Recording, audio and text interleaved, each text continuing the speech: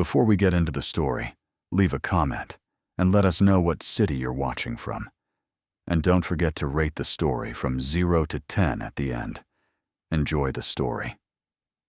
The fluorescent lights in the Sterling marketing offices buzzed like angry wasps as Emma Clark stared at her computer screen, the resignation letter cursor blinking mockingly at her. 3 years of working under Daniel Sterling had been 3 years too many, and today's meeting had been the final straw. She could still hear his voice echoing in the conference room, cold and dismissive, as he'd torn apart her campaign proposal in front of the entire team. "This is amateur work, Clark. I expected better from someone with your supposed experience." The way he'd said her name like it left a bitter taste in his mouth, the way he'd barely glanced at the presentation she'd spent weeks perfecting, the way he'd made her feel 2 inches tall in front of colleagues who'd become friends. Emma's fingers hovered over the keyboard, then began typing with fierce determination. "Dear Mr. Sterling, please accept this letter as my formal notice of resignation from my position as Senior Marketing Coordinator. My last day of employment will be 2 weeks from today's date." She paused, tempted to add something about his impossible standards, his tendency to micromanage everything down to font choices, or the way he seemed to take personal pleasure in shooting down creative ideas. But Emma had more class than that, even if her boss apparently didn't. "Thank you for the learning opportunities during my tenure here. Sincerely, Emma Clark." Short, professional, and completely lacking the satisfaction she'd hoped for. Emma hit print and leaned back in her ergonomic chair, watching the paper emerge from the printer like a tiny white flag of surrender. Except this wasn't surrender, she reminded herself. This was strategic retreat. "You look like someone stole your coffee," said Jess Martinez, Emma's cubicle neighbor and closest friend at Sterling Marketing. She perched on the edge of Emma's desk, her dark eyes immediately zeroing in on the resignation letter. "Oh my God. Em, you're really doing it?" Emma snatched the paper before anyone else could see it. "Keep your voice down. I don't need the whole office knowing before I tell him." "Tell who what?" The deep voice behind them made both women freeze. Emma's shoulders tensed automatically, a Pavlovian response she'd developed over 3 years of working under Daniel Sterling's critical gaze. She turned slowly, clutching the resignation letter against her chest like armor. Daniel stood there in his perfectly tailored charcoal suit, his dark hair styled with the kind of precision that probably required a personal stylist, and those sharp, green eyes that seemed to catalog every flaw in a room within seconds. At 32, he was younger than most company executives, which somehow made his arrogance even more insufferable. "Mr. Sterling," Emma said, proud that her voice came out steady, "I was just about to request a meeting with you." His eyebrows rose slightly, the only indication of surprise on his otherwise composed features. "How convenient. I was coming to discuss the Morrison account with you. My office, 5 minutes." He turned and walked away without waiting for a response, because of course he did. Daniel Sterling didn't wait for anyone or anything. The universe apparently operated on his schedule. Jess grabbed Emma's arm. "Don't do it. Just transfer to another department. Hell, I'll help you update your resume and find something else, but don't quit without another job lined up." Emma shook her head, already gathering her courage along with the resignation letter. "I can't work for him anymore, Jess. I'm good at what I do, really good. But he makes me doubt everything. I spent 3 weeks on that campaign proposal, and he didn't even consider it. Just dismissed it like I'd scribbled something on a napkin. But Emma, no buts. I've got enough savings to last a few months, and my portfolio speaks for itself. Someone will hire me, someone who actually values creative input instead of treating their employees like obstacles to overcome." Emma straightened her blazer, tucked the resignation letter into a folder, and walked toward Daniel's corner office. The glass walls gave the illusion of transparency while maintaining complete executive isolation. She knocked on the doorframe, even though the door was open. "Come in and close the door," Daniel said without looking up from his computer. Emma stepped inside, immediately feeling trapped by the mahogany furniture and floor-to-ceiling windows that showcased his success while making everyone else feel small. "Sit," he commanded, still typing. Emma remained standing, partly out of defiance, and partly because sitting would mean looking up at him from an even more disadvantageous angle. Finally, he stopped typing and fixed those unsettling green eyes on her. "The Morrison account needs a complete overhaul. Their current strategy isn't working, and they're threatening to find new representation. I'm putting you in charge of developing a new approach. I want preliminary concepts by Friday." Emma blinked. After destroying her morning's work, he was assigning her the company's most challenging account. "Sir, about that, I actually need to. This is a significant opportunity, Clark. Morrison Industries is worth millions to this company. Don't disappoint me." The dismissive tone, the assumption that she'd jump at his command, the complete disregard for her feelings about this morning's humiliation, it all crystallized into perfect clarity. Emma pulled out the resignation letter and placed it on his pristine desk. "I won't be working on the Morrison account or any other account, Mr. Sterling. This is my 2 weeks' notice." For the first time in 3 years, Emma saw Daniel Sterling genuinely surprised. His eyes widened slightly before his expression hardened into something approaching fury. "You're quitting?" "That's generally what resignation letters indicate, yes."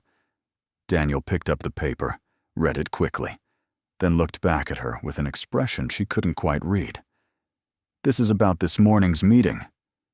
"This is about 3 years of morning meetings just like that one. I provide feedback to help you improve. That's what good managers do."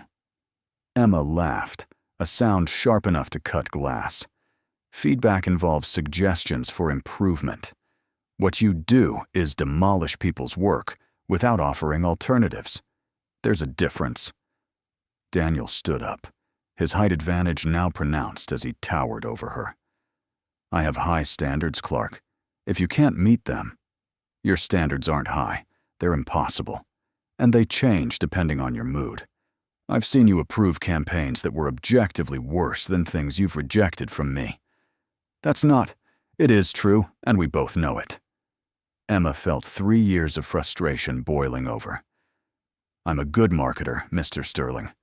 I have excellent instincts, strong technical skills, and clients like working with me. But you've spent 3 years making me question all of that." Daniel's jaw tightened. "If you walk out of here, don't expect a recommendation letter." "I wouldn't ask for one." Emma turned toward the door, then paused. "You know what's funny? I actually used to respect you. Your reputation in the industry, the way you built this company, your strategic mind. But respect is a two-way street, and you've never shown an ounce of it to anyone who works for you." She left him standing there, closing the door firmly behind her. The entire office seemed to be pretending not to watch as she walked back to her desk, but Emma could feel their eyes following her every step. Jess jumped up immediately. "How did it go? Did you actually give it to him?" Emma began pulling personal items from her desk drawers. "I gave it to him. 2 weeks. Then I'm free." "Emma, are you sure about this? The job market is tough right now, and Sterling marketing looks good on a resume." Emma looked around the office that had been her professional home for 3 years, at the colleagues who'd become friends, at the window view she'd grown to love. Then she thought about Daniel Sterling's dismissive voice, his impossible standards, and the way he'd made her feel incompetent despite her obvious success. "I'm sure," she said, placing her favorite coffee mug in a box. "Life's too short to spend it working for someone who doesn't value what you bring to the table." 2 weeks later, Emma walked out of Sterling Marketing for the last time, her personal belongings in a single cardboard box, and her head held high. She had a new job lined up at Innovative Solutions, a rapidly growing startup with a reputation for creativity and employee appreciation. The pay was slightly less, but the company culture seemed light years better. As she walked to her car, Emma allowed herself one look back at the sleek office building where she'd spent 3 years of her life. Daniel Sterling was probably already interviewing her replacement, someone new to intimidate and undermine. Well, that was no longer her problem. Emma Clark was finally free. The Innovative Solutions building buzzed with an energy that Emma had forgotten existed in professional environments. Instead of sterile corporate gray, the walls were painted in warm blues and greens, with local artwork and inspirational quotes scattered throughout. The open floor plan actually felt collaborative rather than like a surveillance system, and people seemed to genuinely enjoy being there. Emma Clark, a woman with curly red hair and paint-stained fingernails, approached her in the lobby. "I'm Sarah Williams, creative director. Welcome to the Madhouse." Emma laughed, immediately liking Sarah's warm smile and unpretentious demeanor. "Thanks for having me. I'm excited to start. Coffee first, then I'll show you around. Fair warning, we're a little chaotic here, but in the best possible way. Our CEO believes in giving people space to be creative, which sometimes means things get wonderfully weird." They walked through an actual Kit Clark, not just a break room with a microwave, where several employees were preparing fresh breakfast. "Help yourself to anything," Sarah said, pouring 2 cups of coffee from what appeared to be an expensive espresso machine. One of the perks of working for a company that actually values employee satisfaction. Emma accepted the coffee gratefully. After 3 years of bitter break-room swill at Sterling Marketing, the rich aroma alone felt like a luxury. "This is amazing. Your CEO sounds like he knows how to treat people." "She," Sarah corrected with a grin. Melissa Zhang founded the company 5 years ago after getting fed up with traditional corporate culture. She's traveling this week, but you'll love her. Very hands-on, but not in a micromanaging way. More like a mentor who trusts you to do your job. The contrast with Emma's previous workplace couldn't have been more stark. As Sarah led her through the office, Emma met designers, writers, and strategists who all seemed genuinely enthusiastic about their projects. No one looked stressed or defeated. No one was hiding behind their computer screens to avoid attention. "Here's your workspace," Sarah said, stopping at a desk near a large window overlooking the city park. Melissa insisted on natural light for everyone. She says fluorescent bulbs kill creativity. Emma's new desk was twice the size of her old cubicle, with an adjustable height option and a small plant already waiting for her. "This is perfect. I can't believe how different this feels from my last job." "Bad experience?" Sarah asked, sympathetically.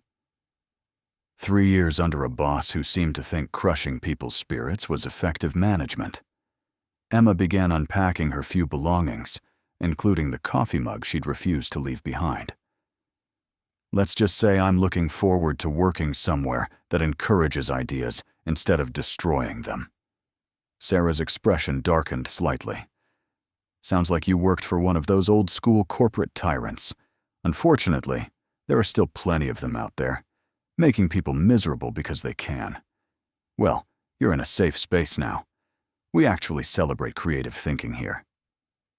The first week at Innovative Solutions flew by in a blur of brainstorming sessions, collaborative meetings, and actual lunch breaks. Emma found herself staying late, not because she was required to, but because she was genuinely excited about the projects she was working on. Her ideas were welcomed, refined, and implemented. For the first time in years, she felt like a valued team member rather than a convenient target. "You're glowing," Jess observed during their weekly coffee date. "Seriously, Em, you look like a completely different person." Emma stirred her latte, unable to suppress her smile. "I forgot what it felt like to enjoy going to work. My boss actually asks for my opinion, and then listens to the answer. Revolutionary concept, right?" "I'm jealous. Sterling's been even worse since you left. He hired your replacement, some guy fresh out of college who's terrified to breathe wrong. And get this, he's been asking about you. Asking what about me? Where you went, if you're happy, whether you've said anything about working there. Jess leaned forward conspiratorially. I think he regrets letting you go. Emma laughed. He didn't let me go. I quit. And frankly, I don't care if he regrets it. I'm exactly where I need to be.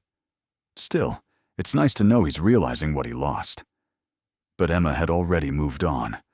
Daniel Sterling and Sterling Marketing felt like ancient history, a chapter she'd closed and had no intention of reopening. Her new life was everything she'd hoped for, and more. On Friday afternoon, Sarah knocked on Emma's desk. Emergency team meeting in conference room A. Nothing bad, she added quickly, seeing Emma's expression. Just some big news from Melissa. The conference room was packed with excited employees, all speculating about the announcement. Emma had only been there a week, but she already felt included in the company's inner circle. The culture of transparency and mutual respect was unlike anything she'd experienced. Sorry I'm calling this last minute, Sarah began, but I just got off the phone with Melissa, and she wanted me to share some exciting news immediately. Emma noticed several of her new colleagues exchanging knowing looks, as if they were expecting something significant. As you all know, we've been growing rapidly, taking on bigger clients, and expanding our services. Well, Melissa just closed a deal that's going to change everything for us. Sarah paused for dramatic effect. We've been acquired by Sterling Enterprises. Emma's blood turned to ice. Sterling Enterprises, she managed to ask, though her voice sounded strange to her own ears. Not Sterling Marketing, Sarah clarified quickly. Sterling Enterprises is the parent company. They own dozens of businesses across different industries. It's actually perfect for us, because they're known for letting their acquisitions maintain their independence while providing resources for growth. Relief flooded through Emma. Sterling Enterprises was huge, a completely different entity from the marketing company, where she'd been miserable. She'd probably never even encounter anyone from her old life. The best part, Sarah continued, is that we're keeping our entire leadership structure. Melissa stays as CEO, our company culture remains intact, and we get access to Sterling Enterprises' resources and client base. It's basically everything we could have hoped for. The room erupted in applause and excited chatter. Emma joined in, genuinely happy for her new colleagues, and relieved that her fresh start wouldn't be compromised by corporate restructuring. There will be some new faces around as we integrate systems and processes, Sarah added, but we've been assured that our creative independence is non-negotiable. That's why Melissa chose Sterling Enterprises over other offers. Emma's phone buzzed with a text from Jess. Did you hear? Sterling Marketing got acquired too. Same parent company. Crazy coincidence. Emma stared at the message, a cold knot forming in her stomach. Sterling Marketing was now part of the same corporate family as Innovative Solutions.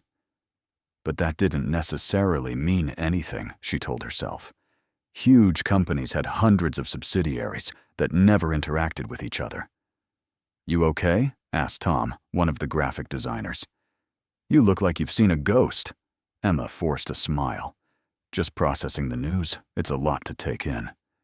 Change is always scary, he agreed. But this feels like good change. More resources, bigger projects, same great culture. Emma nodded, pushing down her anxiety. She was being paranoid. Daniel Sterling was just one person in a massive corporate structure. The chances of their paths crossing were virtually non-existent. Besides, even if they did encounter each other somehow, she was in a completely different situation now. She had a supportive boss, encouraging colleagues, and work that actually mattered to her. Daniel Sterling couldn't touch her anymore. As the meeting dispersed and everyone returned to their desks, Emma tried to recapture the contentment she'd felt just an hour earlier. This acquisition was good news for Innovative Solutions, and by extension, good news for her career. She refused to let thoughts of her former boss overshadow the best. professional opportunity she'd ever had. Monday morning brought an email that made Emma's coffee taste like ash. The subject line was innocuous enough. "Welcome to the Sterling Enterprises family. Integration meeting today at 2 p.m. But as she read the details about meeting the executive team that would be overseeing the transition, one name stood out like a neon warning sign. Daniel Sterling, Senior Vice President of Strategic Operations. Emma stared at her computer screen, certain she was hallucinating. Daniel Sterling worked at Sterling Marketing, not Sterling Enterprises. He was a company owner, not a corporate executive. This had to be a mistake, maybe someone with the same name. "Hey, Emma!" Sarah bounced over to her desk, practically vibrating with excitement. "Did you see the email about this afternoon? We're finally going to meet some of the Sterling Enterprises leadership. I'm curious to see what they're like." "Sarah," Emma said carefully. "The Daniel Sterling mentioned in the email. Do you know anything about him?" "Not much, just that he's supposed to be brilliant at strategic planning and corporate development." "Why?" Emma's throat felt tight. "I think I might know him, from my previous job." "Really? Small world. That's great. You'll have a familiar face in the room." If only Sarah knew how unfamiliar she hoped that face would stay. Emma spent the rest of the morning in a state of low-level panic, alternating between hoping it was a different Daniel Sterling and dreading the confirmation that it wasn't. She considered calling in sick for the afternoon, but that would only delay the inevitable. At 1:55 p.m., Emma reluctantly made her way to Conference Room A, which had been transformed with additional chairs and a presentation screen. Her new colleagues filed in, chattering excitedly about the future, while Emma positioned herself in the back corner, hoping to blend into the wallpaper. The door opened, and several people in expensive suits entered, led by a woman with silver hair and commanding presence. Emma relaxed slightly until she saw the figure walking behind her, tall and imposing in that familiar charcoal suit. It was definitely Daniel Sterling, and he was scanning the room with those sharp green eyes that missed nothing. Emma sank lower in her chair, grateful for the graphic designer sitting in front of her, who provided partial camouflage. Maybe she could get through this meeting without being noticed, then figure out how to handle the situation afterward. "Good afternoon, everyone," the silver-haired woman began. "I'm Catherine Sterling, CEO of Sterling Enterprises, and I'm delighted to welcome innovative solutions to our family of companies." Emma's heart stopped. Catherine Sterling, as in Daniel Sterling's relation. This kept getting worse. "I want to assure you that we acquired innovative solutions because of what you've built here, not to change it. Your creative culture and innovative approaches are exactly what we value." Catherine gestured to the people beside her. "I've brought some of our key executives who will be working with you during the transition." She introduced several people whose names Emma barely registered, focused as she was on trying to become invisible. But invisibility, she was learning, was not one of her strengths. "And this is my son, Daniel Sterling, our Senior Vice President of Strategic Operations. Daniel will be working closely with your team to identify synergies and growth opportunities." Daniel stepped forward, and Emma watched with horrible fascination as his professional smile faltered slightly when his gaze swept the room. Those green eyes found hers with laser precision, and she saw his jaw tighten almost imperceptibly. "Thank you, Mother," Daniel said, his voice perfectly controlled. "I'm looking forward to getting to know the Innovative Solutions team and learning about your unique approaches to client engagement." His eyes stayed on Emma for just a moment longer than appropriate, and she felt heat rise in her cheeks. Several of her colleagues had noticed the exchange and were looking between them curiously. The presentation continued with discussions of integration timelines, resource sharing, and maintaining company culture. But Emma absorbed none of it. She was too busy planning escape routes and considering whether it was too late to flee to another state. We'll be conducting individual meetings with key team members over the next few weeks, Catherine was saying. Daniel will be reaching out to schedule those conversations. The meeting concluded with polite applause and mingling, but Emma made a beeline for the door. She almost made it. Emma Clark. The voice stopped her cold 3 steps from freedom. She turned slowly to find Daniel Sterling standing directly behind her, having somehow crossed the room without her noticing. "Mr. Sterling," she said, proud that her voice sounded steadier than she felt. "Interesting career move," he said, those green eyes unreadable. "I thought you were leaving marketing entirely." Several of her colleagues were within earshot, watching the interaction with poorly concealed curiosity. Emma lifted her chin. "I found a better opportunity. Sometimes that requires changing companies." "Indeed." Daniel's smile was sharp enough to cut. "I look forward to our individual meeting. I have some questions about your previous experience and how it might translate to our expanded operations." Emma's stomach dropped. "I'm sure Sarah can handle any questions about my role here." "Oh, I'll be speaking with Sarah as well. But you and I have a unique history, don't we? It would be a shame not to leverage that familiarity." The word leverage made Emma's skin crawl. This was exactly what she'd feared. Daniel using their past relationship to make her life difficult again. But she was older now, more confident, and she had a supportive team around her. "I suppose we do have history," Emma agreed, her voice carrying just enough edge to let him know she wasn't the same intimidated employee he remembered. "I'm sure we'll find it illuminating to discuss how perspectives can change." Daniel's eyebrows rose slightly, clearly surprised by her response. Before he could reply, Sarah appeared at Emma's elbow. "Mr. Sterling, I hope Emma's been able to give you some insight into our team dynamics. She's been a fantastic addition to our company." "I'm sure she has," Daniel said, his gaze still fixed on Emma. "We were just discussing the value of fresh perspectives." "Absolutely," Sarah agreed enthusiastically. Emma brought such innovative ideas from her previous marketing experience. We're lucky to have her. Emma watched Daniel's expression carefully, looking for signs of the dismissive attitude she remembered. But his face remained professionally neutral, giving nothing away. "Well," Emma said, "I should get back to work. The Morrison project needs attention." She had the satisfaction of seeing genuine surprise flicker across Daniel's features. The Morrison account had been one of Sterling Marketing's biggest challenges, and Emma had been assigned to it just before quitting. "The Morrison project?" Daniel asked. "Innovative Solutions acquired the account last month," Sarah explained. "Emma's been leading the strategy overhaul. The preliminary results are very promising." Emma couldn't resist adding, "Sometimes a fresh perspective is exactly what a challenging account needs." Daniel's eyes narrowed slightly, clearly catching her subtle reference to their last conversation. "I'm sure it is. I look forward to reviewing the results." With that, Emma excused herself and walked back to her desk, leaving Daniel Sterling standing in the conference room. She could feel his eyes following her, but she refused to look back. Her phone buzzed with a text from Jess. "Rumor is that Sterling Marketing's being integrated too.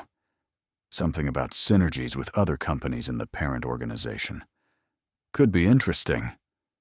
Emma stared at the message, a terrible suspicion forming. If Sterling Marketing was being integrated with other Sterling Enterprises subsidiaries, and Daniel was overseeing strategic operations, then he might have significant influence over Innovative Solutions' future.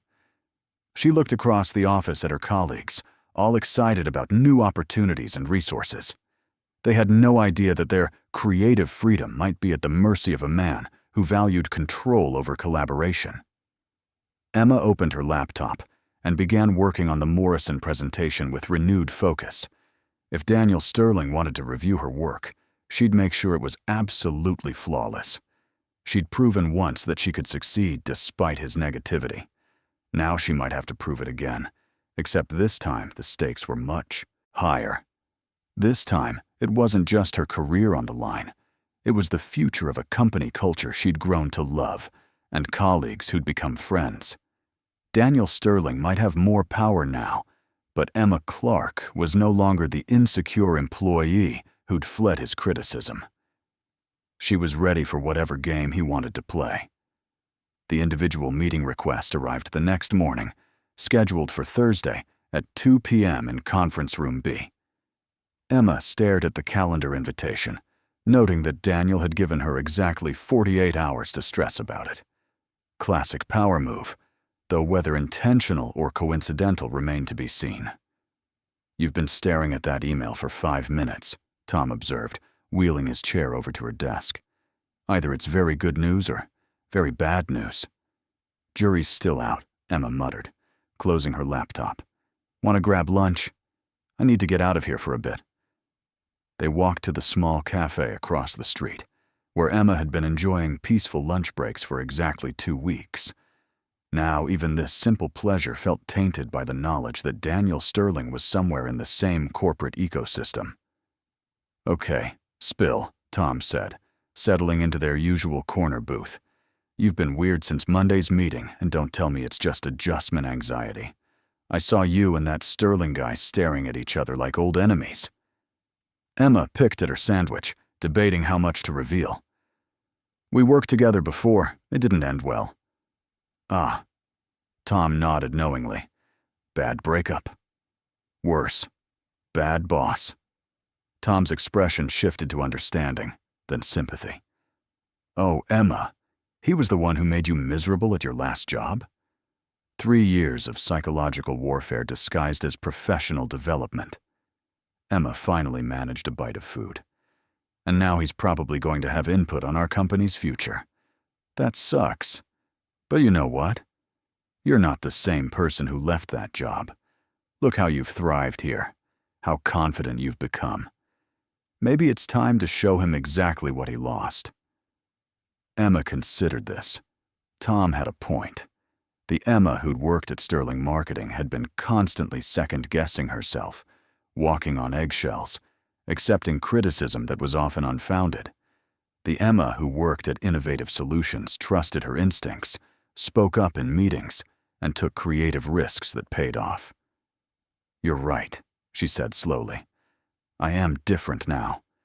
Maybe this is actually an opportunity to prove something." "That's the spirit. Besides, he's probably learned some management skills since then. People can change." Emma doubted that very much, but she appreciated Tom's optimism. Thursday would reveal whether Daniel Sterling had evolved or if he was still the same controlling perfectionist who'd made her doubt her own abilities.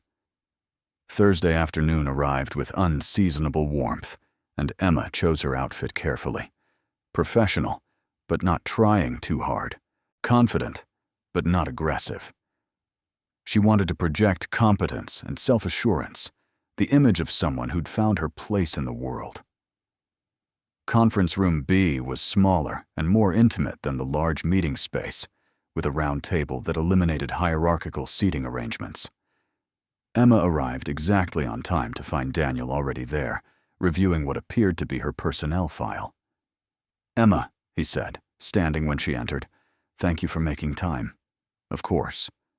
Emma took a seat directly across from him, maintaining eye contact.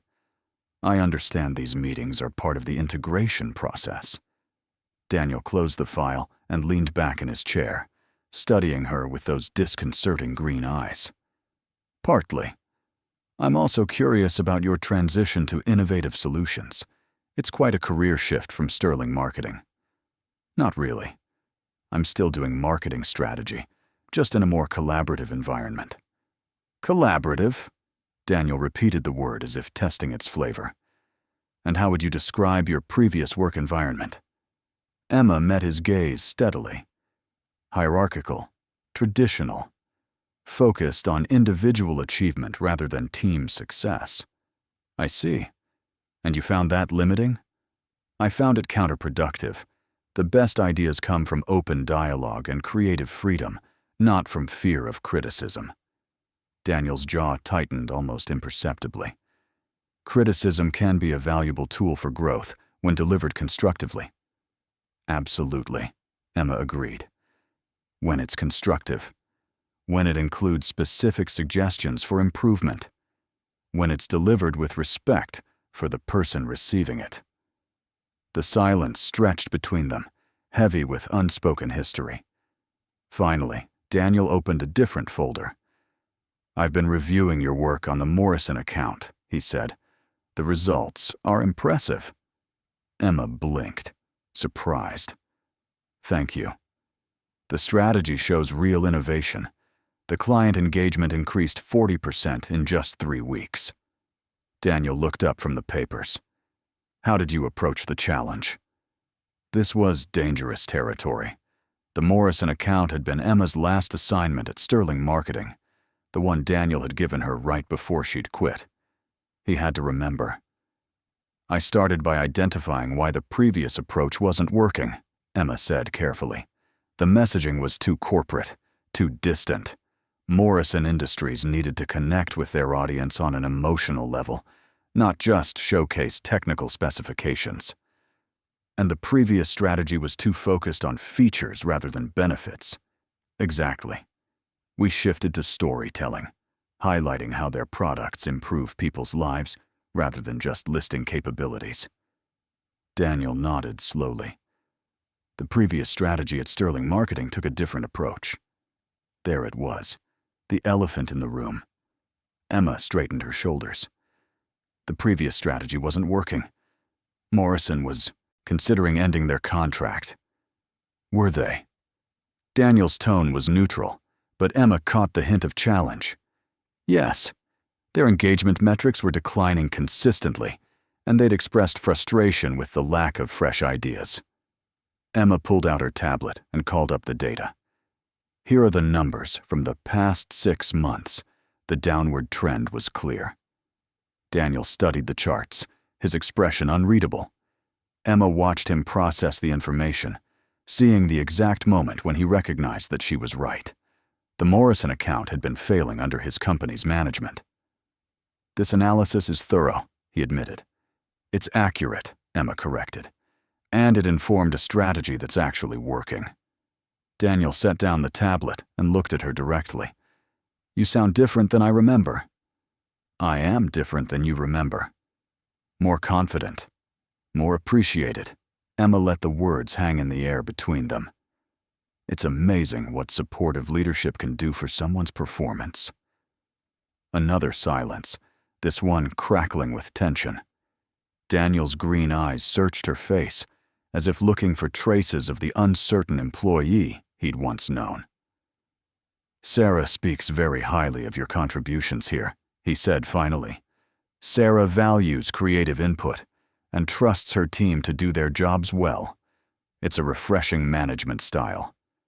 "And you feel that your previous supervisor didn't trust you?" Emma laughed, a sound with very little humor in it. "Mr. Sterling, my previous supervisor, made it clear that he considered my ideas amateur and my instincts questionable. It's hard to perform your best when your boss actively undermines your confidence." Daniel's expression shifted, showing what might have been discomfort. "I'm sure he believed he was helping you improve." "Did he?" Because from where I sat, it felt more like he enjoyed demonstrating his superiority than actually developing his employees' skills. The words hung in the air like an accusation, which Emma supposed they were. Daniel's jaw tightened, and she could see him struggling with how to respond. "Perhaps," he said slowly. "There were communication issues on both sides." Emma tilted her head. "Communication issues. Is that what we're calling it?" "Emma." Daniel's voice carried a warning note that she remembered all too well. "It's Miss Clark, actually. We're not colleagues anymore." Emma stood up, signaling that she considered the meeting over. "Is there anything else you need to know about my work here?" Daniel remained seated, looking up at her with an expression she couldn't quite read. "We'll be having regular check-ins as the integration proceeds. I'll be keeping a close eye on all strategic accounts." "Of course you will," Emma said, moving toward the door. Some things never change. She left him sitting in the conference room, feeling both victorious and exhausted. The confrontation had been inevitable, and she'd held her ground better than she'd expected. But Emma knew this was just the opening round, in what could become a very long and difficult game. As she walked back to her desk, Emma caught Sarah watching her with concern. "How did it go?" Sarah asked quietly. Emma forced a smile. "About as well as expected. I think we understand each other." "Good. I was worried there might be some awkwardness since you worked together before." "Oh, there's definitely awkwardness," Emma said, "but I can handle it." She hoped she was right. The awkwardness Emma had mentioned to Sarah became a daily reality over the following weeks. Daniel Sterling seemed to materialize everywhere, reviewing projects, sitting in on meetings, and generally making his presence felt throughout innovative solutions. Emma found herself constantly aware of where he was and what he was doing, like tracking a dangerous weather system. "He's actually not that bad," whispered Kelly from accounting during their morning coffee run. "I mean, he's intense, but he really knows his stuff. Did you see how he restructured the Peterson account? Brilliant." Emma stirred her latte with more force than necessary. Brilliant wasn't the word she'd used to describe Daniel's management style, but she had to admit that his strategic insights were usually sound. The problem wasn't his competence, it was his delivery. He asked really thoughtful questions about our client retention strategies, added Marcus from business development. Made me think about things from angles I hadn't considered. Emma bit her tongue. Of course, Daniel was being thoughtful and considerate with everyone else. She was probably the only one experiencing his particular brand of professional hostility. "Emma?" Sarah appeared at her elbow. "Daniel wants to see you in his office. Something about the Morrison progress report." Emma's stomach dropped. Daniel had been assigned a temporary office on the executive floor, a space that felt foreign and intimidating compared to the open, collaborative atmosphere of the main workspace. "His office?" Emma asked. "We don't usually hold meetings up there." Sarah shrugged. "I think he wanted privacy to discuss some specific details. You know how executives are about confidential strategy stuff." Emma knew exactly how this particular executive was about control and power dynamics. Meeting in his office was a deliberate choice, designed to put her at a disadvantage. But she was no longer the easily intimidated employee he'd once known. The executive floor was decorated in the same warm, creative style as the rest of the building, but the offices were larger and more private. Emma found Daniel's temporary space at the end of the hall, door open, but clearly separated from the collaborative energy below. "You wanted to see me?" Emma asked from the doorway.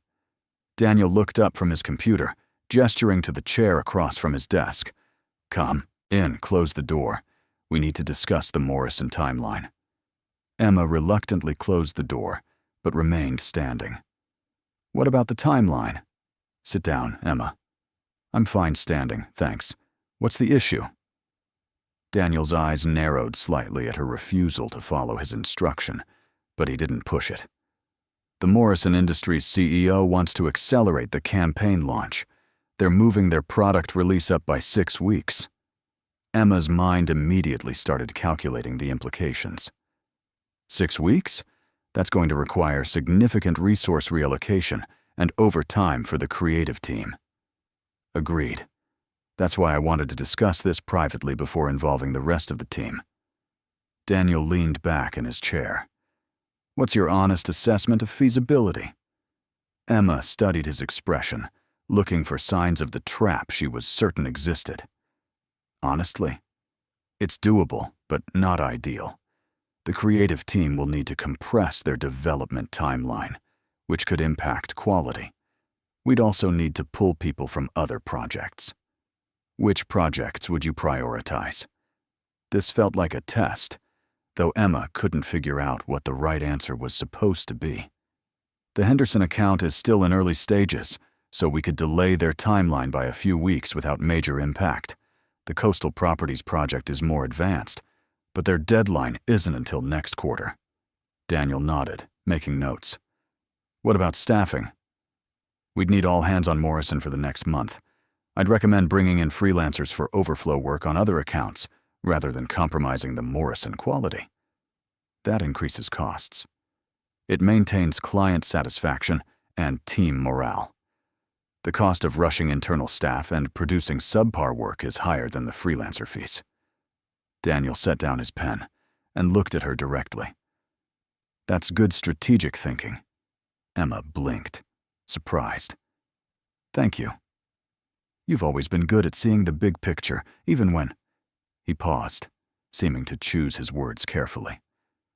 Even when circumstances weren't ideal. Was Daniel Sterling actually admitting that working conditions at Sterling Marketing hadn't been ideal?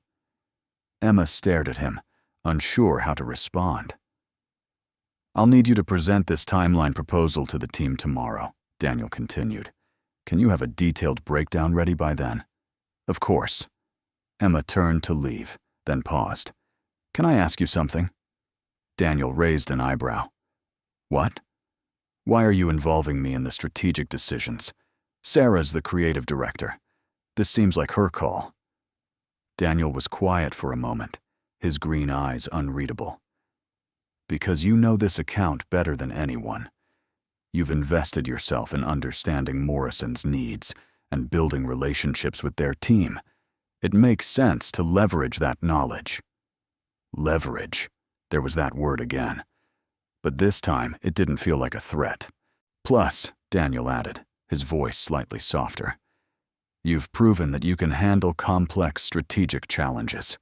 I'd be foolish not to utilize that capability. Emma felt off balance, like she'd prepared for one conversation and walked into a completely different one. This version of Daniel seemed almost reasonable.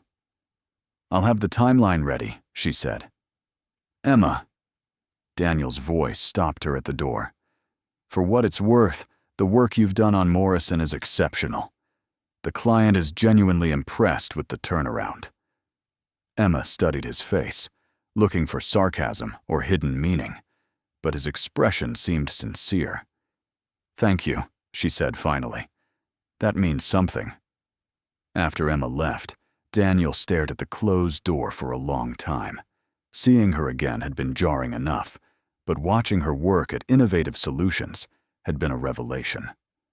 The confident, creative professional leading strategy meetings bore little resemblance to the hesitant employee he remembered from Sterling Marketing. Had she really been that talented before, and he'd simply failed to see it? Or had something about working here brought out capabilities that hadn't been evident earlier? Daniel pulled up Emma's old performance reviews from Sterling Marketing, documents he'd written himself. Reading them now, he cringed at the language he'd used. Needs improvement in strategic thinking. Lacks confidence in presenting ideas. Requires more direct supervision to maintain quality standards. But the Emma Clark working on the Morrison account demonstrated exactly the strategic thinking and confident leadership he'd claimed she lacked, which meant either she'd dramatically improved in a matter of weeks, or his assessments had been fundamentally flawed. The possibility that he'd been wrong about Emma's capabilities was uncomfortable enough. The possibility that his management style had actively hindered her performance was worse. Daniel had built his reputation on identifying talent and maximizing team performance. If he'd been systematically undermining one of his most capable employees, what did that say about his leadership skills? His phone buzzed with a text from his mother. How are the Innovative Solutions integration meetings going? Any interesting discoveries? Daniel stared at the message, thinking about Emma's transformation, her obvious comfort in her new role, and the way she'd held her ground in every interaction they'd had since Monday. Still evaluating, he typed back. Some situations are more complex than they initially appeared. That was certainly true. Emma Clark was proving to be far more complex than he'd ever realized, and Daniel was beginning to suspect that said more about his limitations as a manager than hers as an employee. The Morrison timeline presentation went better than Emma had expected. The team responded positively to the accelerated schedule, and several people volunteered for overtime shifts to ensure quality wasn't compromised. Even more surprising, Daniel had attended the meeting but remained silent, letting Emma lead the discussion without interference. "You handled that really well," Sarah said afterward, as they walked back to their desks. "Daniel seemed impressed with your planning." "Did he?" Emma glanced toward the executive floor. "I couldn't tell what he was thinking. He specifically asked me about your background after the meeting, wanted to know how long you've been doing strategic planning and where you developed those skills." Emma frowned. "What did you tell him?" "The truth. That you're naturally gifted at seeing patterns and finding solutions, and that you flourished here because we give you room to use those talents." Sarah paused. "Is there something I should know about your working relationship with him?" Emma considered how much to reveal. "Let's just say our management styles didn't mesh well at Sterling Marketing. I'm hoping the situation here will be different." "Well, whatever happened before, he clearly respects your work now. That's what matters." But Emma wasn't convinced it was that simple. Daniel's behavior had been puzzling lately, almost professional and respectful. It felt like waiting for the other shoe to drop. The shoe dropped on Friday afternoon. Emma was finalizing the Morrison creative briefs when her computer chimed with a meeting request. "Emma Clark, performance review discussion, scheduled for Monday morning at 9 a.m. in Daniel's office." Emma stared at the calendar invitation, her heart rate accelerating. Performance reviews at Sterling Marketing had been quarterly ordeals, where Daniel systematically dismantled her confidence while pretending to offer constructive feedback. She'd been at Innovative Solutions for less than a month. What could he possibly have to review? Her phone buzzed with a text from Jess. "Coffee tomorrow. I have gossip about Sterling Marketing that you'll want to hear." Emma immediately called her. "What kind of gossip?" "The kind that explains a lot about your former boss. Meet me at Grind Coffee at 10, and I'll tell you everything." Saturday morning found Emma nursing an extra-large latte while waiting for Jess to arrive. The coffee shop was busy with weekend crowds, families with children, and couples reading newspapers together. Normal people living normal lives, without corporate drama, and complicated histories with difficult bosses. "You look stressed," Jess observed, sliding into the opposite chair. "Bad week?" "Confusing week. Daniel's been almost professional. It's unsettling." Jess raised an eyebrow. "Daniel Sterling? Being professional? That is weird. But maybe this will explain it." She leaned forward conspiratorially. "Okay, so you know how Sterling Marketing got acquired too, right?" "Well, there's been major restructuring." "What kind of restructuring?" "The kind where Daniel's father reviewed all his performance metrics and client retention rates and wasn't happy with what he found." Jess grinned.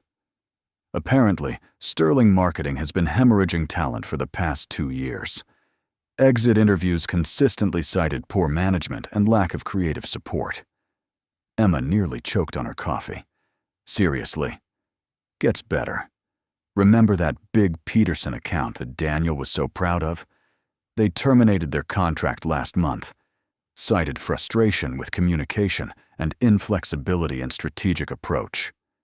The Peterson account was worth millions." "Exactly. And when Catherine Sterling started digging into why they were losing so many clients and employees, guess whose management style kept coming up as a problem?" Emma felt a mixture of vindication and uncomfortable sympathy. "So, he's in trouble with his mother?" "More than trouble. Word is that he's been given 6 months to demonstrate improved leadership skills and client retention, or he's going to be moved to a position with less people management responsibility." This explained so much about Daniel's recent behavior: the respectful tone, The collaborative approach, the way he deferred to her expertise in meetings. He wasn't just overseeing innovative solutions integration. He was trying to prove that he could work effectively with the kind of talented employees he'd been driving away. "There's more," Jess continued. "Apparently, your resignation letter was part of what triggered the investigation. Catherine Sterling specifically mentioned the loss of high-performing employees as a red flag." Emma stared at her friend. "My resignation triggered this?" "Your resignation and the way you handled it. Professional, dignified, no drama. Made it clear that the problem wasn't your performance or attitude. When Catherine looked at your track record and the projects you'd worked on, then compared that to Daniel's assessment of your work," Jess shrugged. "Let's just say the numbers didn't add up." Emma leaned back in her chair, processing this information. Her decision to leave Sterling Marketing hadn't just freed her from a toxic situation. It had apparently exposed larger problems with Daniel's leadership approach. "So now he's trying to prove he can be a better manager," Emma mused. "And you, my friend, are probably his test case. If he can work successfully with someone he previously had conflicts with, it demonstrates growth and adaptability." Emma laughed, though there wasn't much humor in it. "So, I'm his redemption project." "Maybe. But here's the thing, Em. You don't owe him that redemption. You already proved you could succeed despite his poor management. You don't have to help him learn how to be a better boss." Jess was right, of course. Emma had no obligation to make Daniel's performance improvement easier. But as she walked home from the coffee shop, she found herself thinking about the changes she'd observed in his behavior. The respectful tone in meetings, the way he'd acknowledged her expertise on the Morrison account, the absence of the dismissive attitude that had characterized their previous working relationship. People could change, though it usually required significant motivation. And apparently, Daniel had plenty of motivation in the form of career consequences and parental disappointment. The question was whether Emma wanted to be part of that change process or simply protect herself from any potential backsliding into old patterns. Monday morning arrived gray and drizzly, matching Emma's mood as she made her way to Daniel's office. She'd spent the weekend alternating between anger at being used as his test case and curiosity about whether his apparent growth was genuine. "Good morning," Daniel said when she knocked on his open door. "Please, sit down." Emma noticed he'd said please, another small change from his previous dictatorial style. She sat across from his desk, maintaining eye contact and trying to project confidence. "I wanted to discuss your integration into the Sterling Enterprises structure," Daniel began. "How are you finding the transition?" "Smooth so far. The resource sharing and expanded client base have been beneficial." Daniel nodded, making notes. "And your working relationships with the expanded team?" "Positive. Everyone's been welcoming and collaborative." "Including with me?" The direct question caught Emma off guard. She studied Daniel's expression, looking for signs of a trap, but saw only genuine curiosity. "Our working relationship has been professional," she said carefully. "That's diplomatic." Daniel set down his pen. "Emma, I know our previous working relationship was difficult. I'd like to understand what I can do differently to ensure our current collaboration is more productive." Emma blinked. Was Daniel Sterling actually asking for feedback on his management style? "You want my honest opinion?" "I do." Emma took a deep breath. "Your previous approach was very hierarchical. Ideas flowed in one direction. Criticism was frequent, and often not constructive, and there wasn't much room for creative input from team members." Daniel's jaw tightened slightly, but he nodded. "And now?" "Now you seem more willing to listen to different perspectives and acknowledge expertise where it exists. The collaborative approach is much more effective." "I see." Daniel was quiet for a moment. "Is there anything specific I should continue doing or avoid doing as we move forward?" This was surreal. Emma had never imagined having this conversation with Daniel Sterling, and she wasn't sure how to navigate it. "Trust your team's judgment," she said finally. "Provide guidance when needed, but don't micromanage. And remember that criticism is most effective when it includes specific suggestions for improvement." Daniel nodded, continuing to take notes. "Anything else?" Emma hesitated, then decided to be completely honest. "Don't use our past working relationship as leverage in current situations. What happened at Sterling Marketing is history. Judge my work here on its own merits." Daniel looked up from his notes, meeting her eyes directly. "You're right. And Emma, for what it's worth, I owe you an apology for how I handled our working relationship before. My management approach was flawed, and you deserved better." Emma stared at him, speechless. In 3 years of working for Daniel Sterling, she'd never heard him admit to being wrong about anything. "Thank you," she said finally. "That means something." The apology changed everything, and nothing, all at once. Emma found herself watching Daniel differently in meetings, looking for signs that his newfound professionalism was genuine rather than performative. To her surprise, the evidence consistently supported the former. When the Morrison campaign launched 2 weeks ahead of the revised schedule, Daniel made sure the entire creative team received recognition at the company-wide meeting. When a client expressed concerns about a different project, he consulted with the assigned team lead rather than imposing his own solution. When deadline pressures mounted on the Henderson account, he approved bringing in additional freelance support without questioning the budget implications. "He's like a completely different person," Tom observed over lunch. "Remember how everyone used to dread presenting to executives? Now people actually volunteer to update him on their projects." Emma pushed salad around her plate, still processing the transformation.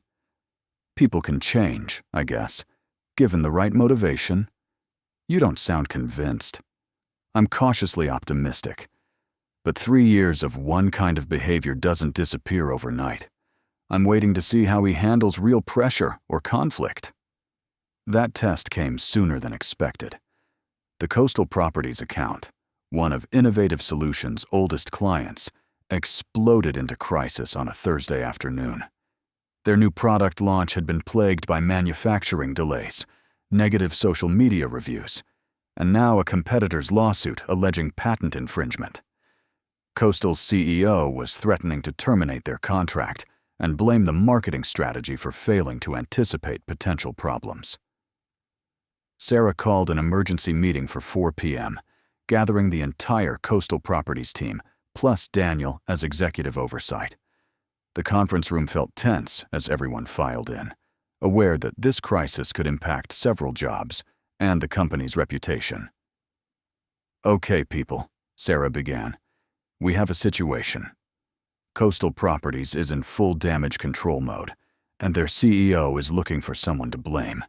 We need a strategy that addresses the immediate crisis while protecting our ongoing relationship." "What exactly are they accusing us of?" asked Jennifer from PR. "Failure to conduct adequate market research, inadequate competitive analysis, and poor risk assessment." Sarah's voice was grim. "Basically, they're saying we should have foreseen and prevented all of these problems." Emma felt her stomach clench. She'd been the lead strategist on the Coastal Properties market research, and while she was confident in her work, client panic could make even solid analysis look inadequate in retrospect. "That's unreasonable," said Marcus. "We can't predict manufacturing delays or anticipate lawsuits that may or may not have merit." "Unreasonable, yes. But they're scared and looking for someone to blame," Sarah replied.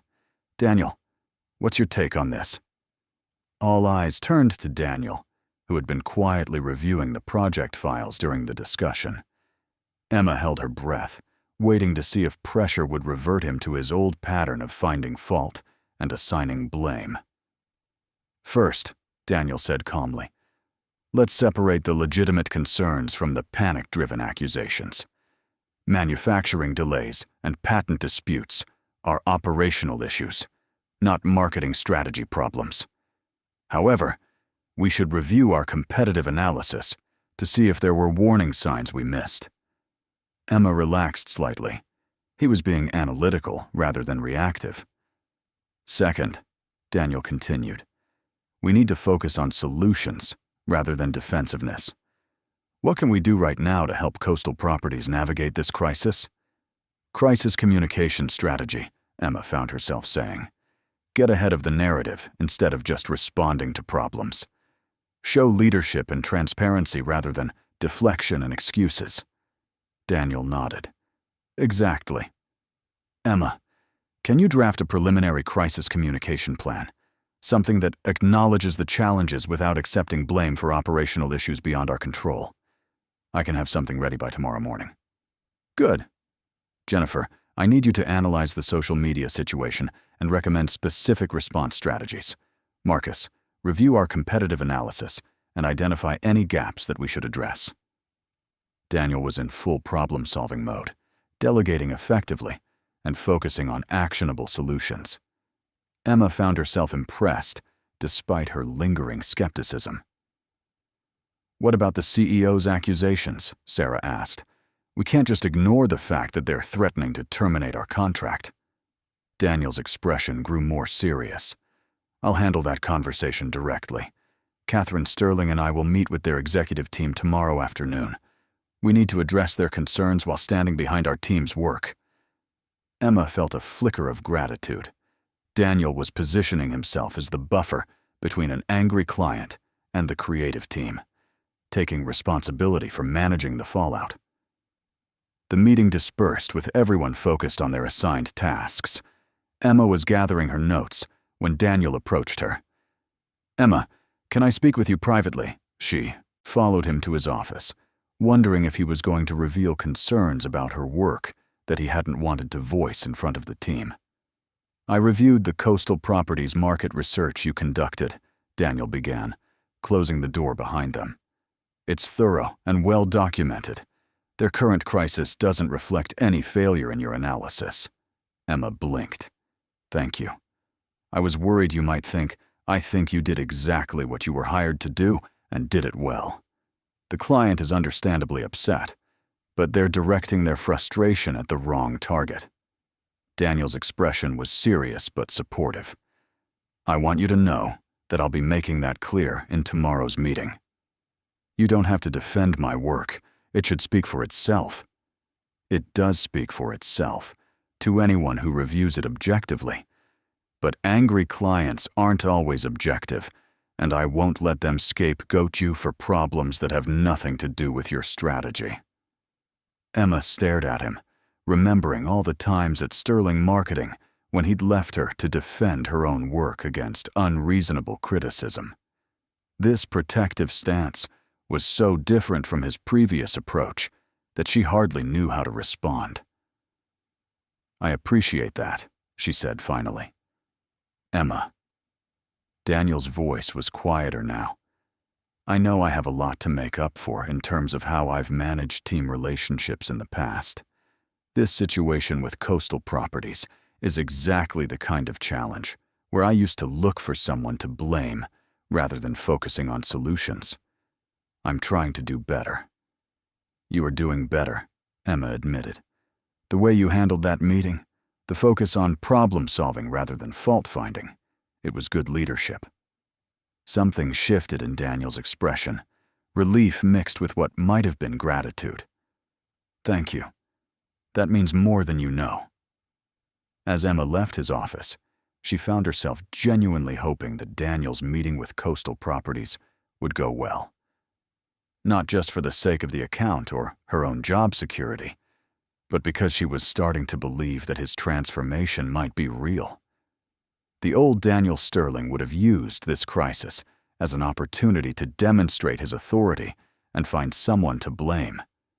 The new version was shielding his team from client anger while working to solve the actual problems. Maybe, Emma thought, people really could change when the stakes were high enough and the motivation was strong enough. Daniel Sterling was learning to be the kind of leader she'd wished he could be 3 years ago. The question now was whether this new dynamic between them was purely professional, or if something else was developing beneath the surface of their careful workplace interactions. The coastal properties crisis resolution exceeded everyone's expectations. Daniel's meeting with their executive team resulted not only in preserving the contract, but in expanding their engagement to include crisis management consulting for the duration of their legal battles. More importantly for Emma, Daniel had publicly praised her market research and strategic thinking, making it clear that the crisis stemmed from operational issues rather than marketing failures. "You should have seen him," Sarah told Emma over coffee the next morning. "Completely professional, but absolutely fierce in defending our work. I've never seen an executive go to bat for their team like that." Emma stirred her latte thoughtfully. "It's a different side of him, that's for sure." "Different how? I thought you said you worked well together before." Emma realized she'd never told Sarah the full truth about her previous working relationship with Daniel. "It's complicated. Let's just say he's grown a lot as a leader." The success of the coastal properties situation seemed to energize the entire office. Daniel's collaborative approach and team protective stance had earned him genuine respect from employees who'd initially been wary of corporate oversight. Emma found herself relaxing around him, their interactions becoming more natural and less fraught with historical tension, which made it particularly jarring when everything changed again on a rainy Tuesday afternoon. Emma was finishing up the quarterly strategy report when her computer chimed with an urgent meeting request. "All hands meeting. Immediate. Conference room A." No explanation, no agenda, just the kind of summons that made everyone's stomach drop. The entire Innovative Solutions team filed into the conference room, murmuring nervously among themselves. Daniel stood at the front of the room with an expression Emma couldn't read, holding a folder that looked ominously official. "Thank you all for gathering on short notice," Daniel began. "I received some news this afternoon that affects everyone here, and I wanted to share it immediately rather than let rumors spread." Emma felt her chest tighten. This sounded like layoffs or restructuring, the kind of corporate announcement that destroyed the collaborative culture they'd all grown to love. "As you know, Sterling Enterprises has been evaluating our operations as part of the integration process. Based on performance metrics, client satisfaction scores, and growth projections, they've made a decision about Innovative Solutions' future." The room was so quiet Emma could hear her own heartbeat. "Effective immediately, Innovative Solutions will be designated as Sterling Enterprises' flagship creative agency. You'll be receiving increased funding, expanded office space, and first priority on high-value client assignments."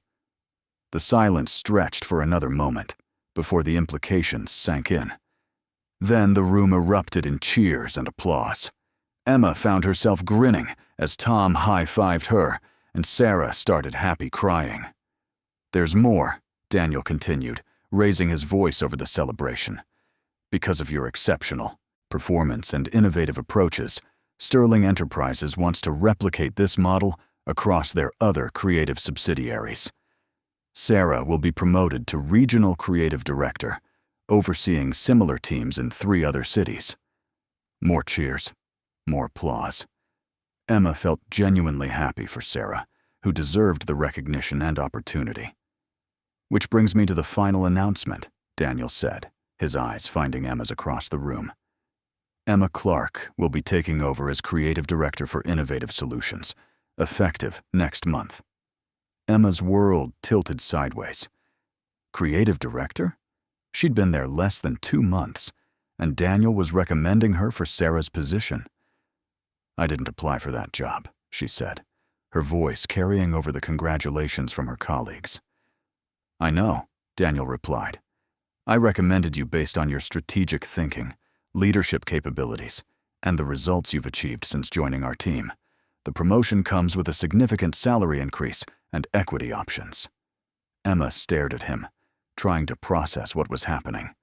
This was the kind of career opportunity she'd dreamed about. but it felt surreal to have it offered by the same man who'd once convinced her she wasn't management material.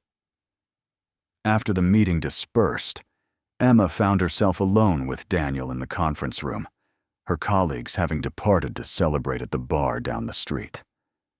"You recommended me for promotion," she said, still trying to wrap her mind around it.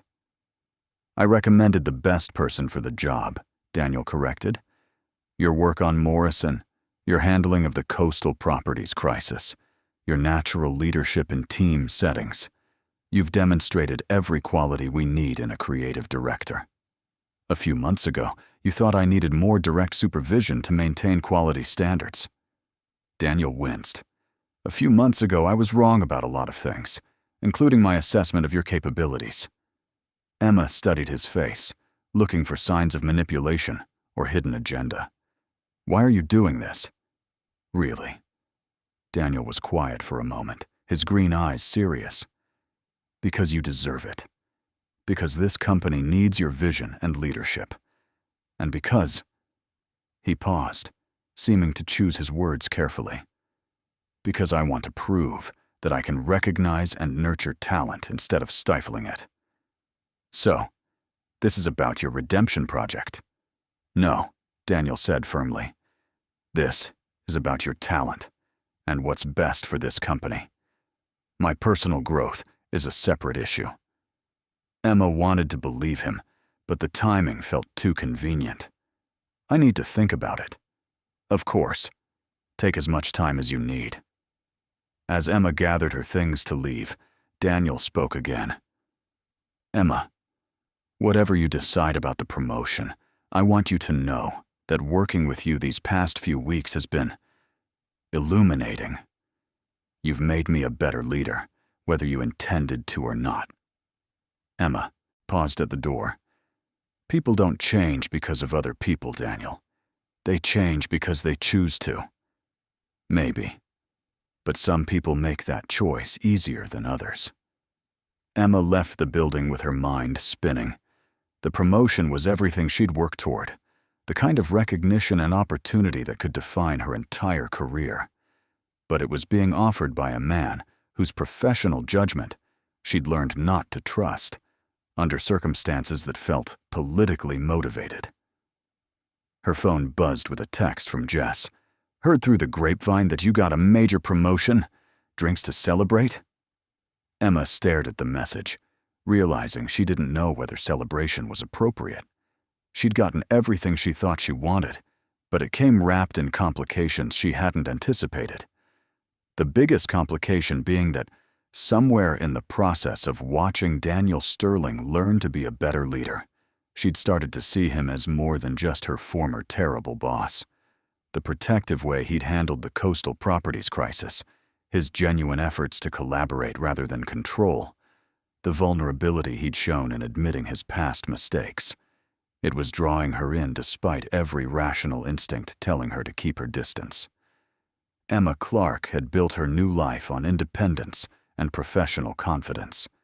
The last thing she needed was to develop feelings for the man who'd once made her question her own abilities, even if he seemed to be becoming someone worthy of those feelings. Emma accepted the promotion, but not without conditions. She negotiated a 3-month trial period, input on team hiring decisions, and a clear understanding that her leadership style would be collaborative rather than hierarchical. Daniel agreed to everything without hesitation, which somehow made her more nervous rather than less. "You're overthinking this," Tom said as he helped her move into Sarah's old office. "Good job. Better pay, more authority. What's the downside?" "The downside is that my biggest supporter is also the person who spent 3 years undermining my confidence. What if this is all some elaborate mind game?" Tom set down a box of her belongings and gave her a serious look. "Em, I've watched that guy interact with you for weeks now. Whatever happened between you before, he genuinely respects your work. The mind game theory doesn't hold up." Emma wanted to believe that, but trust was harder to rebuild than professional relationships. She'd spent so many years assuming the worst of Daniel's motivations, that recognizing genuine change felt dangerous. Her first week as creative director went smoothly, helped by the fact that most of her colleagues had already been coming to her for strategic input.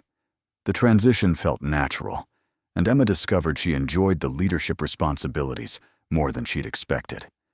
The complication came Friday afternoon when Daniel knocked on her office door. "Do you have a minute? I wanted to discuss the Phillips Industries proposal." Emma gestured to the chair across from her desk, noting how strange it felt to have Daniel seeking permission to enter her space rather than commanding her presence in his. "I've been reviewing the preliminary strategy," Daniel continued, settling into the chair. "The approach is solid, but I think we're missing an opportunity to differentiate ourselves from their current agency." Emma pulled up the proposal on her computer. "What kind of differentiation?"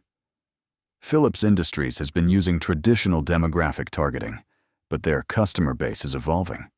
If we could demonstrate understanding of their emerging markets, it would show strategic insight their current agency lacks."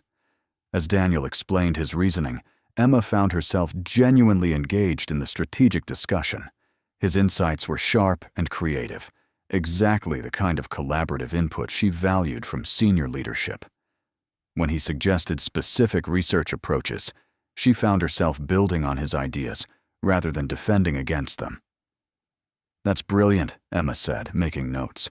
"If we can show them market opportunities their current agency hasn't identified, it completely changes our value proposition." "Exactly. And you have the research skills to make that case convincingly." Emma looked up from her computer to find Daniel watching her with an expression that was definitely not purely professional. There was warmth in his green eyes, appreciation that went beyond strategic alignment. "What?" she asked, suddenly self-conscious. "Nothing. Just, this is how collaboration should work. Building on each other's ideas, finding solutions neither of us would have reached alone." "Is that your way of saying I should have been promoted to creative director 3 years ago?" Daniel's expression grew more serious. "My way of saying I was too focused on control to recognize the talent right in front of me. Yes, you should have been in leadership then. I should have been developing your skills instead of criticizing them." The admission hung between them, heavy with implications. Emma felt something shift in the air, a recognition that they were no longer just former colleagues working through professional differences. "Daniel," she began, then stopped, unsure what she wanted to say. "I know this is complicated," Daniel said quietly. "Our history makes everything more difficult.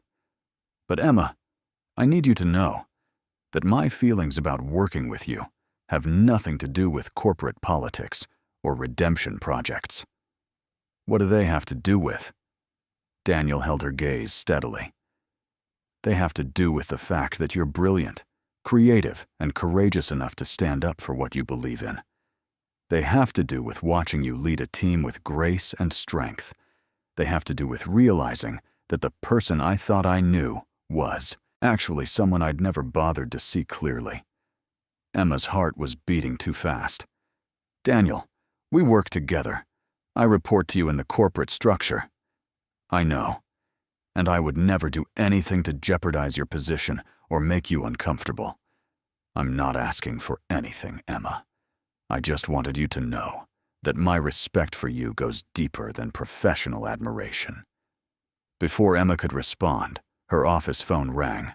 She answered automatically, grateful for the interruption and the excuse to break the intense eye contact. "Emma Clark." "Emma, it's Catherine Sterling. Do you have a moment to speak privately?" Emma's stomach dropped. Daniel's mother calling her directly couldn't be good news. "Of course, Mrs. Sterling." "Excellent. I'm in the building and would like to meet with you in the executive conference room. Is now convenient?" Emma glanced at Daniel, who looked equally puzzled. "I'll be right there." After hanging up, Emma turned to Daniel. "Your mother wants to see me. Any idea why?" "None. But she wouldn't call a meeting like this unless it was important." Daniel stood up. "Do you want me to come with you?" "No, I should handle this myself. If I'm going to be creative director, I need to be able to manage executive relationships independently. Daniel nodded, though he looked concerned. If you need anything, call me immediately. Emma made her way to the executive conference room, her mind racing through possible reasons for Catherine Sterling's unexpected visit. The quarterly reviews weren't due for another month, and Emma's promotion had already been approved. This felt like something bigger.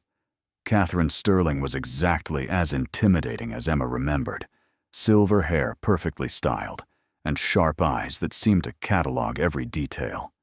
She gestured for Emma to sit across from her at the polished conference table. Thank you for meeting on short notice, Emma. I wanted to discuss your new role and some observations I've made about your working relationship with my son. Emma's heart sank. Someone had reported the conversation she'd just had with Daniel, or maybe their collaborative dynamic had been misinterpreted as something inappropriate. Mrs. Sterling, I want to assure you that my relationship with Daniel is completely professional. If there's been any suggestion otherwise— Catherine raised a hand, stopping Emma mid-sentence. My dear, you've misunderstood why I'm here. I'm not concerned about impropriety. I'm interested in results. Emma blinked. Results? Daniel's performance over the past 2 months has been the best of his career. His team leadership scores have improved dramatically. Client satisfaction is up 30%, and employee retention in his departments has stabilized after 2 years of decline. Emma wasn't sure where this was going. That's wonderful news. It is. And according to my analysis, these improvements correlate directly with his increased collaboration with you. Catherine leaned forward slightly. Daniel has always been brilliant strategically, but he's struggled with people management. Something about working with you has changed that. I think he's just committed to improving his leadership style. Perhaps. But commitment requires motivation, and motivation often requires inspiration. Catherine's smile was knowing. I've seen the way he looks at you in meetings, Emma. And more importantly, I've seen the way you challenge him to be better than he was. Emma felt heat rise in her cheeks. Mrs. Sterling, I'm not sure what you're suggesting. I'm suggesting that Daniel has found something here worth protecting and improving for. Whether that's professional pride, personal growth, or something more intimate is none of my business. What matters to me is that he's finally becoming the leader I always knew he could be. Catherine stood up, signaling the end of the meeting. Congratulations on your promotion, Emma. I expect great things from your leadership, and if my son is smart enough to appreciate what he has in you, well, that would be the best business decision he's ever made. As Catherine left the conference room, Emma sat alone, trying to process what had just happened. Daniel's mother had essentially given her blessing to whatever was developing between them, while simultaneously putting enormous pressure on Emma to continue inspiring Daniel's growth. Emma walked back to her office slowly, her mind spinning with implications. She'd built her new life on independence and professional achievement. Getting involved with Daniel Sterling, no matter how much he'd changed, felt like risking everything she'd worked to build. But as she passed his office and saw him concentrating on his computer, she couldn't deny the pull she felt toward him. The man she was getting to know bore little resemblance to the boss who'd once made her miserable. This Daniel was collaborative, supportive, and genuinely interested in her thoughts and feelings. The question was whether she was brave enough to find out where those feelings might lead. Emma avoided Daniel for the rest of the day, claiming urgent client calls and strategic planning deadlines. But Friday evening found her alone in her office, staring at budget projections, while her mind wandered to Catherine Sterling's words and the look in Daniel's eyes when he'd talked about his feelings going deeper than professional admiration. A soft knock on her door interrupted her brooding. "Come in," she called, expecting the cleaning crew.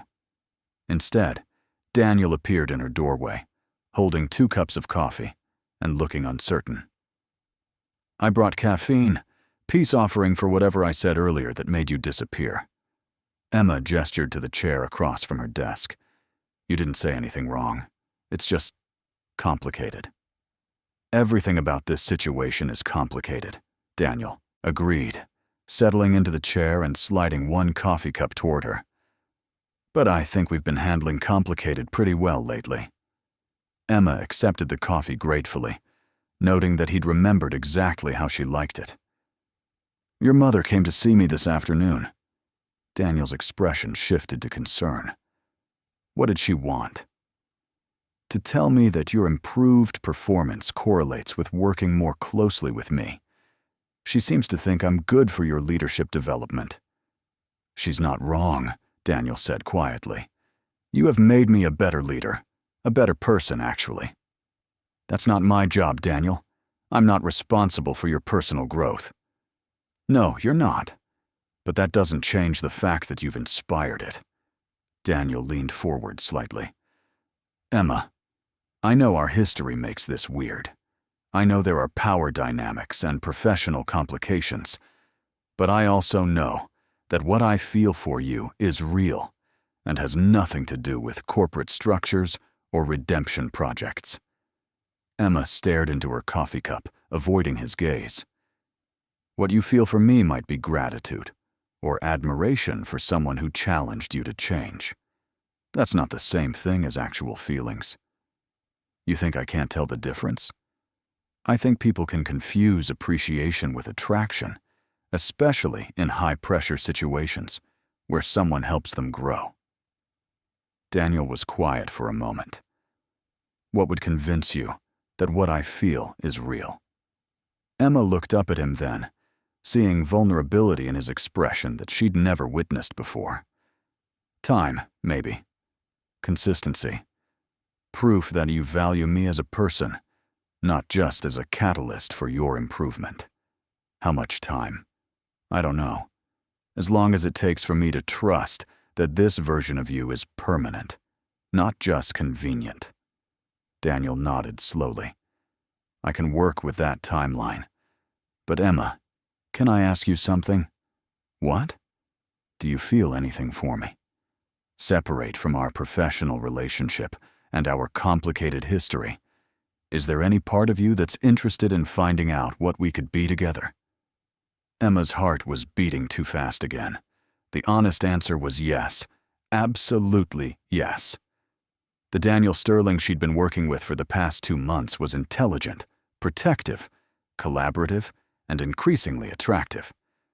But admitting that felt like stepping off a cliff with no guarantee of safe landing. I might, she said carefully.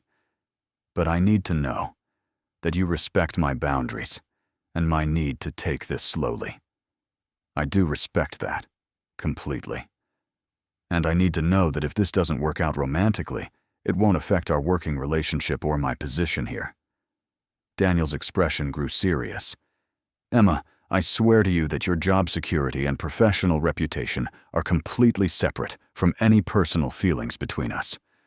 You've earned your position through your own merit, and nothing will change that.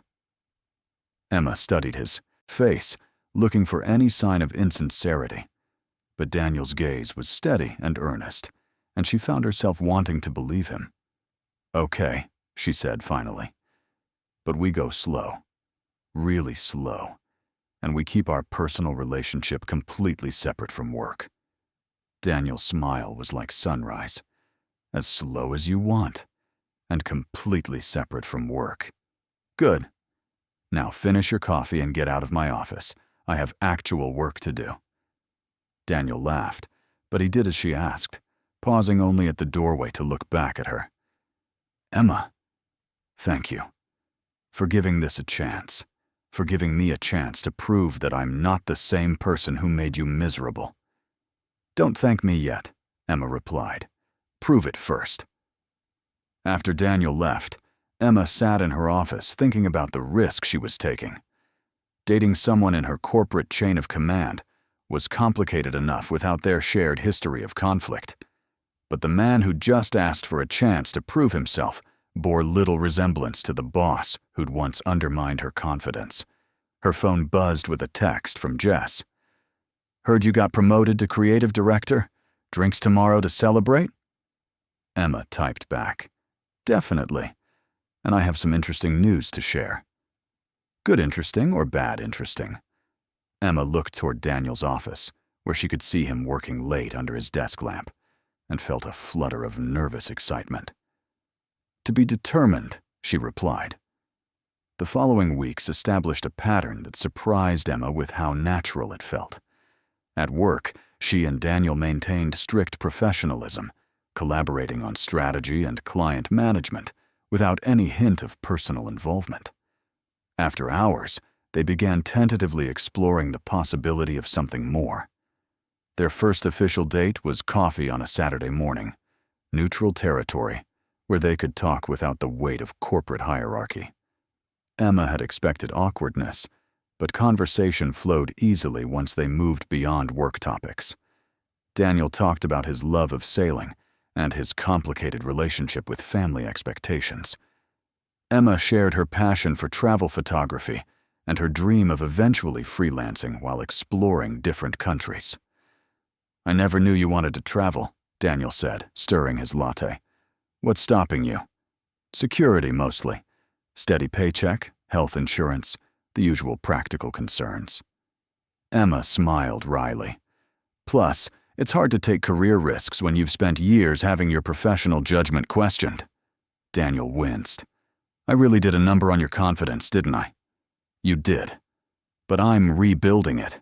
And it's stronger than before because it's based on actual achievements rather than someone else's approval." "Good. You should never need anyone else's approval to know your worth." It was exactly the right thing to say, and Emma felt another piece of her guard drop away. Their second date was dinner at a small restaurant away from their usual haunts, where they discovered a shared love of terrible movies and competitive tendencies when it came to trivia night. Their third date was a walk along the waterfront, where Daniel admitted that he'd been attracted to her even during their difficult working relationship at Sterling Marketing. "You had this way of standing up to me that nobody else did," he said, as they watched boats in the harbor. "It was frustrating as hell, but also impressive. I think part of me knew you were right about my management style, which made your criticism even harder to hear. So you took it out on me instead of examining your own behavior." "Yeah. Not my finest moment." Daniel stopped walking and turned to face her. "Emma, I know I can't undo the damage I did to your confidence back then, but I want you to know that every criticism I leveled at you said more about my insecurities than your actual performance." Emma looked into his green eyes, seeing sincerity and regret that seemed genuine. "I'm beginning to understand that. But it's going to take time to fully trust that you see me clearly now." "I have time," Daniel said simply. "As much as you need." Standing there in the evening light, Emma felt the last of her resistance melting away. Daniel Sterling was proving himself to be exactly the kind of man she could fall for. Patient, self-aware, and committed to earning her trust rather than demanding it. The realization was both thrilling and terrifying. 6 months later, Emma Clark stood in her corner office watching the sunset paint the city skyline in shades of gold and crimson. The view from the creative director's suite was spectacular, but it was the email on her computer screen that made her smile. Morrison Industries had just signed a 3-year contract extension, citing innovative solutions, exceptional strategic insight, and creative execution. "Celebrating alone?" Daniel's voice from her doorway made her turn around. He was leaning against the frame, his tie loosened, and sleeves rolled up after a long day of client meetings. "Just enjoying the moment," Emma replied. "Morrison's contract extension came through. Sarah's going to be thrilled when she hears." Daniel stepped into her office, closing the door behind him. "Sarah's success in the regional position has been incredible. Promoting you to replace her was the best decision we've made." "We?" Emma raised an eyebrow teasingly. I thought my promotion was entirely merit-based. It was. But I'll take credit for recognizing the merit. Daniel moved to stand beside her at the window. How was your day? Besides the Morrison celebration. Good. The Phillips Industries campaign is exceeding projections. The Henderson account is finally running smoothly, and I only had to referee one creative dispute between Tom and Jennifer. Living the management dream, Daniel said with a grin. Emma laughed. Some days. What about you? How did the board meeting go? Well, actually, Mother was particularly pleased with our quarterly numbers. Client retention is at an all-time high. Employee satisfaction scores are excellent, and our profit margins have improved significantly. Emma turned to study his profile as he gazed out at the city. 6 months of working together in their new dynamic had proven that Daniel's transformation was genuine and lasting. He'd become the collaborative leader she'd always thought he could be, and watching him grow had been one of the unexpected pleasures of her new position. Earth to Emma, Daniel said, catching her staring. What are you thinking about? Just reflecting on how much things have changed. A year ago, I was planning my escape from Sterling Marketing. Now I'm running my own creative team and dating the former boss who made my life miserable. Do you regret any of it? Emma considered the question seriously. I regret that it took so long to get here. But no, I don't regret the journey. Even the difficult parts taught me things I needed to learn. Daniel turned to face her fully. What kinds of things? That I'm stronger than I thought. That I can succeed, even when people doubt me. That sometimes the best opportunities come, disguised as impossible situations. Emma met his gaze directly. That people really can change when they're motivated to do the work. Speaking of change and motivation, Daniel said, his voice taking on a slightly nervous quality. There's something I want to discuss with you. Emma felt a flutter of anxiety. What kind of something? Instead of answering immediately, Daniel reached into his jacket pocket and pulled out a small blue box. Emma's heart stopped. Daniel, what are you doing? Something I should have done months ago if I hadn't been so worried about rushing you. Daniel opened the box to reveal a simple but elegant diamond ring. Emma Clark, you've made me a better leader, a better man, and a better version of myself than I ever thought possible. Will you marry me? Emma stared at the ring, then at Daniel's hopeful expression, feeling a kaleidoscope of emotions. You're proposing in my office? I'm proposing in the place where you first challenged me to be better, where you taught me that collaboration is stronger than control, that trust is more powerful than authority. Daniel's voice was steady but emotional. This office represents everything you've built through your own talent and determination. It felt like the right place to ask you to build something new with me. Emma felt tears spring to her eyes. The gesture was perfect, acknowledging her professional achievements while asking her to share a personal future. Daniel, I know our history is complicated. I know there are people who might question our relationship or your professional success. But Emma, I love you for exactly who you are, and I want to spend the rest of my life proving that you can trust me with your heart.